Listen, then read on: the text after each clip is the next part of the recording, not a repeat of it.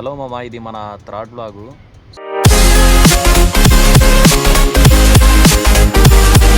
నేను వ్లాగ్లో చెప్పాను కదా, మనం సమ్ టెక్నాలజీస్ గురించి కానీ కార్స్, బైక్స్ వీటి గురించి మాట్లాడుకుందామని. ఈరోజు ఒక 1,00,000 మ్యాక్సిమం ప్రజెంట్ ఉన్న సిచ్యువేషన్లో 1,00,000 నుంచి 1.5 crores దాకా బైక్స్ ఉన్నాయి. 1,50,00,000 దాకా బైక్స్ ఉన్నాయి. సో అంత కాస్ట్లీయెస్ట్ బైకులు ఎవడ కొంటాడరా అనుకుంటే అది తప్పు. ఎందుకంటే బైక్స్ అంటే పిచ్చి ఉన్నోళ్ళు చాలామంది ఉన్నారు.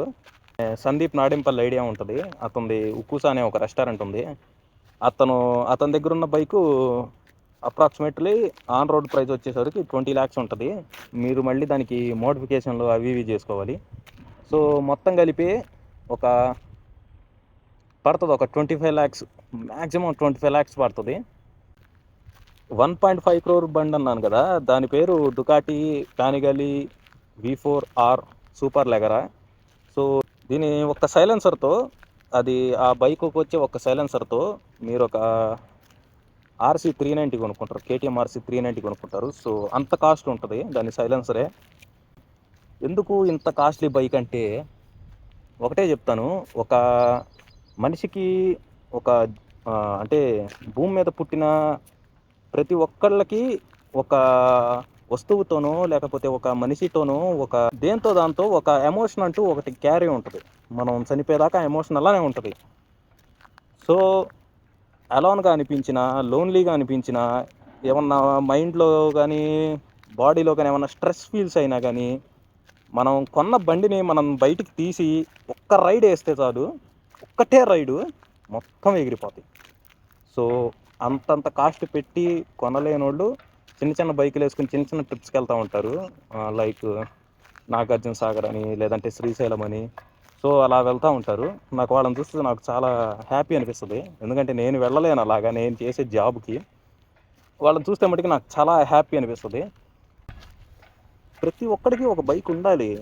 ఎందుకు ఉండాలి అంటే కనుక చెప్పాను కదా, మనకంటూ మనం చనిపోయిన తర్వాత కూడా మనతో వచ్చేది దాని ఎమోషన్స్ ఒక్కటే, దాంతో మనం ట్రావెల్ చేసిన మెమొరీస్ ఒక్కటే. ఇంకో విషయం ఏంటంటే, రెండొకడు ఇలానే నా కళ్ళ ముందలే రంజాన్ పండుగ రోజు, వాడు ముస్లిము. రంజాన్ పండుగ రోజు ఎర్లీ మార్నింగ్ లేచాడు, నవాజ్కి వెళ్ళాడు, తిన్నాడు, వెళ్ళి తాగాడు, నా కళ్ళ ముందలే పడ్డాడు. వాడికి నాకు 100 meters డిస్టెన్స్ అంతే.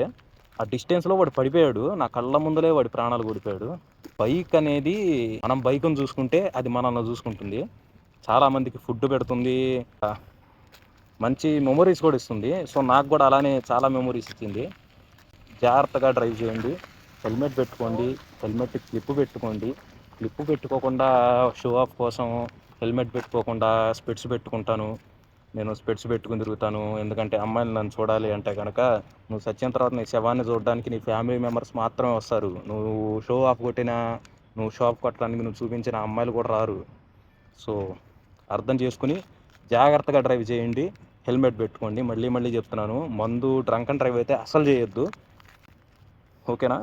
థ్యాంక్ యూ ఈ వ్లాగ్ చూస్తున్నందుకు. సో మనం కొత్తగా స్టార్ట్ చేసాం కదా ఛానల్, ఇలాంటి వ్లాగ్స్, ఇలాంటి కంటెంట్తో కొంచెం డిఫరెంట్గా ట్రై చేద్దాం. పద్దాకలా నేను మోటివేషన్ ఇస్తుంటే మీకు కూడా ఏంద్రా ఇది అనిపించింది. అందులో కూడా కొంచెం ఫన్ ఉండాలా, నేను అదే కోరుకుంటాను. సో ఇప్పటికే చాలా చీకటి పడింది, నేను కూడా రూమ్కి వెళ్ళాలి. హ్యాపీ జర్నీ, జై హింద్.